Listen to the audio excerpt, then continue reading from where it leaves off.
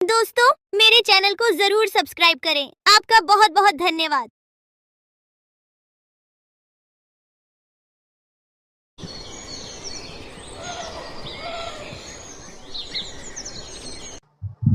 रामपुर नामक गांव में एक बहुत बड़ा धनी सुनार रहता था, जो लोगों को ब्याज के चलते पैसे उधार दिया करता था और उनसे सामान गिरवी रखवाता था। ऐसा करते करते उसका बहुत बड़ा घर बन गया था गांव में। हीरालाल उसी गांव में रहता था। वह मजदूरी करता था। खाना खा के वह दोबारा मजदूरी पे चला गया। हीरालाल का खेत बंजर था।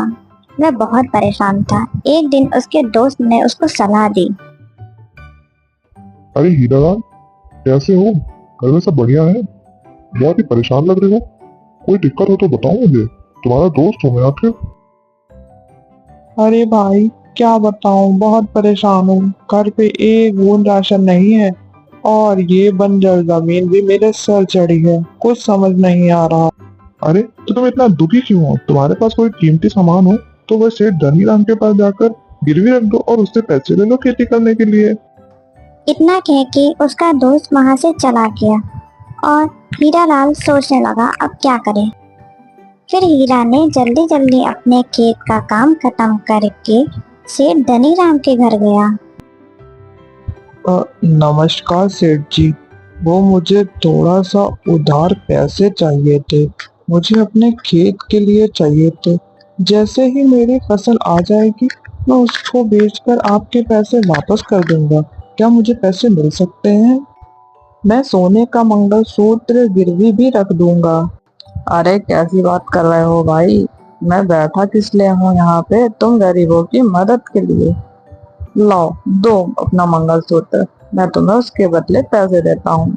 और हाँ, एक बात का याद रहे, मैं सिर्फ तुम्हें 3,000 रुपए ही दे पाऊंगा। सुनार मंगलसूत्र देखकर बोला, अरे ये तो 1,000 रुपए का है। मैंने तो फिर भी तुम्हें 3,000 रुपए दिए हैं इसके बदले। चलो ले जाओ, तुम भी क्या याद करोगे। और हाँ, जल्दी ही वापस करना।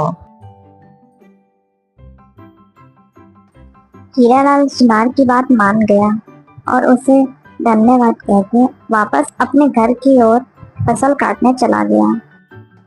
कुछ दिनों बाद उसने अपने खेतों में कड़ी मेहनत करी और उन पैसों से अधिक बीज लगाए और कुछ दिनों बाद उसे अच्छी फसल हुई, जिसे बेचकर वह बहुत खुश था और उसने बहुत पैसे कमाए। दोनों पति पत्नी बहुत खुश थे क्योंकि उनके घर नई खुशियां आई थी। तभी हीरालाल अपनी पत्नी से कहता है कि वह जा रहा है वो मंगलसूत्र उस सुनार से लेने और उसे पैसे वापस करने।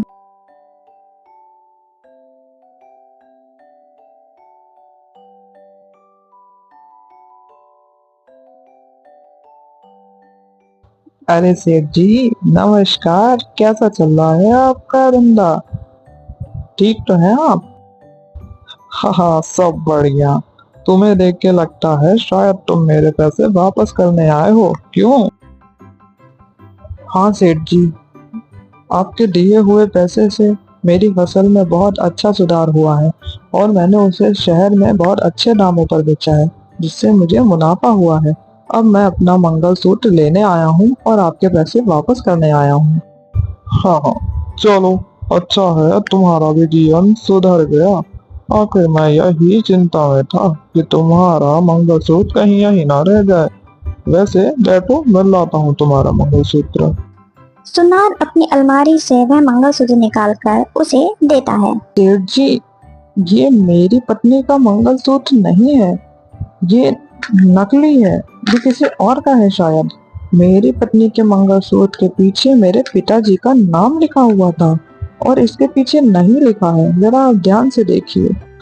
अरे अब तुम ये क्या बात कर रहे हो? तुम्हें क्या लगता है मैंने ये मंगलसूत्र बदल दिया? मैं चोर हूँ? ये बात तुम्हें पहले बतानी चाहिए थी कि तुम्हारे मंगलसूत्र के पीछे तुम्हारे पिताजी का नाम लिखा है। देखो, जो तुमने मुझे दिया मैंने तुम्हें वापस किया। अब तुम जानो और तुम्हारा काम जाने। आज तक किसी ने मेरे ऊपर ऐसा इल्जाम नहीं लगाया। तुम पहले इंसान हो ऐसे। अरे ऐसी बात नहीं है सेठ जी, मैं तो आपके पैसे वापस नहीं करने आया था, लेकिन वह मेरी पत्नी का मंगलसूत्र है, वो तो मुझे दे दीजिए। एक बार आप देख तो लीजिए, शायद हो आपके पास। अरे भाई, अजीब बेगैरत इंसान हो तुम। कैसे पीछे पड़ गए हो मेरे, जैसे कि मैं चोर। एक तो मैं मदद करूं, ऊपर से मुझे ही झूठ बताओ। वह उदास होके वो मंगलसूत्र लेके वापस जाने लगा। जंगल में चलते चलते उसे उसका दोस्त रास्ते में मिला और उसने उसको वहाँ की सारी बातें बताई। जंगल में चलते चलते उसे उसका दोस्त रास्ते में मिला और उसने उसको वहाँ की सारी बातें बताई। उसने अपने दोस्त को वह मंगलसूत्र भी दिखाया। अरे भाई, तुम परेशान मत हो, तुम गांव के सरपंच जी के पास जाकर ये बात बताओ, वह जरूर तुम्हारा फैसला करेंगे। मुझे कुछ समझ नहीं आ रहा है, मैं क्या करूं, और घर जाकर अपनी पत्नी को मैं क्या बताऊंगा कि उसका मंगलसूत्र मैं नहीं वापस ला पाया।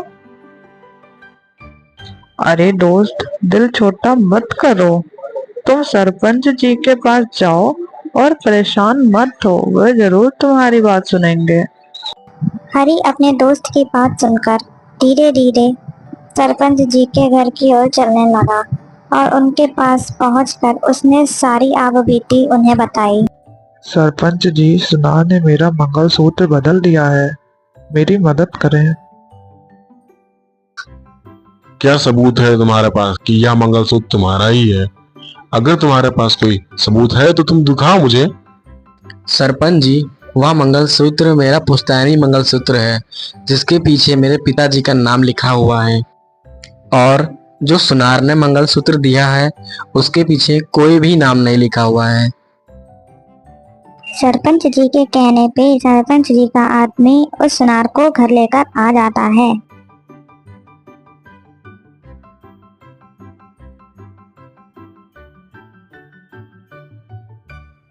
बोलो सेठ, क्या तुमने हरी का मंगलसूत्र बदल दिया है?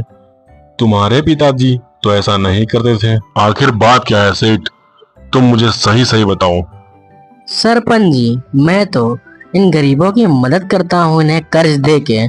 कभी आज तक ऐसा हुआ है कि मुझे घर आना पड़े? इस हरी की ही नीयत खराब है मेरे पैसों पर, तभी ये मुझ पर उल्टे सीधे इल्जाम लगा रहा है। अगर तुम्हें इतनी ही दिक्कत है तो तुम इन गरीबों को पैसे उधार में देते ही क्यों हो? हरी, अब तुम बोलो, सच्चाई आखिर क्या है? सरपंच जी, मैं एक गरीब आदमी हूँ, मैं क्यों झूठ बोलूँगा। बस आप सेठ जी से बोल दीजिए, असली मंगलसूत्र मुझे वापस कर दें। वह मेरा पुश्तैनी मंगलसूत्र है, जिसके पीछे मेरे पिताजी का नाम लिखा हुआ। सरपंच जी, ये मुझ पे इल्ज़ाम लगा रहा है। मैंने तो सोचा ये गरीब है, क्यों ना इसकी मदद कर दूं।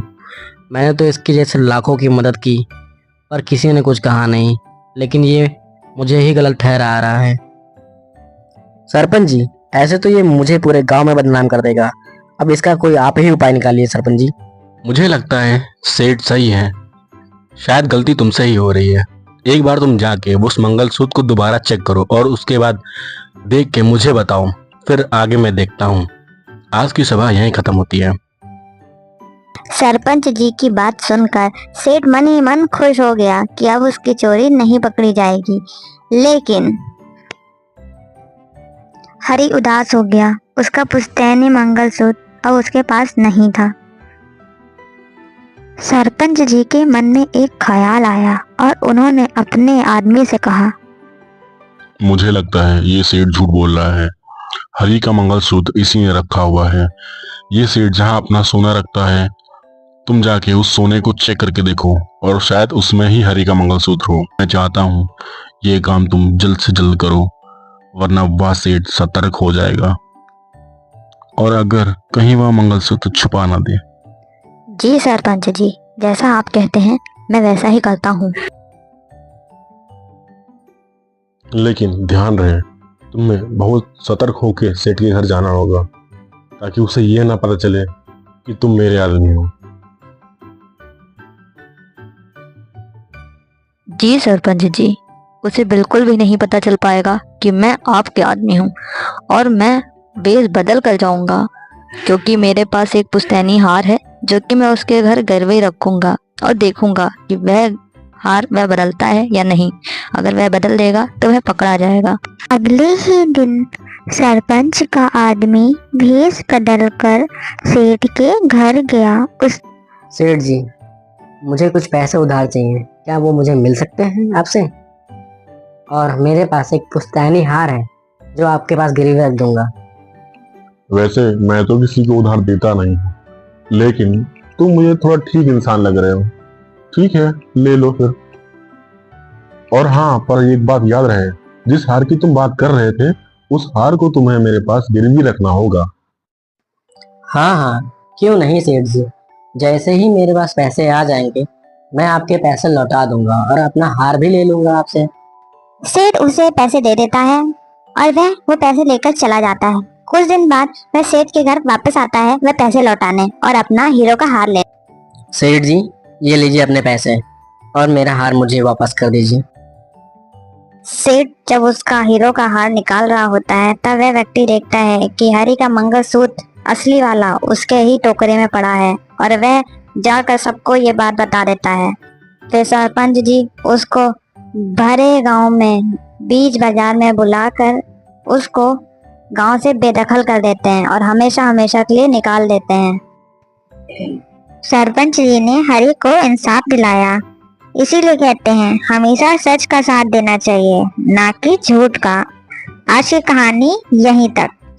फ्रेंड्स, अगर आपको मेरी स्टोरीज अच्छी लगती हैं तो हमें सब्सक्राइब करें और नई वीडियो के लिए बेल आइकन जरूर क्लिक करें। Thank you.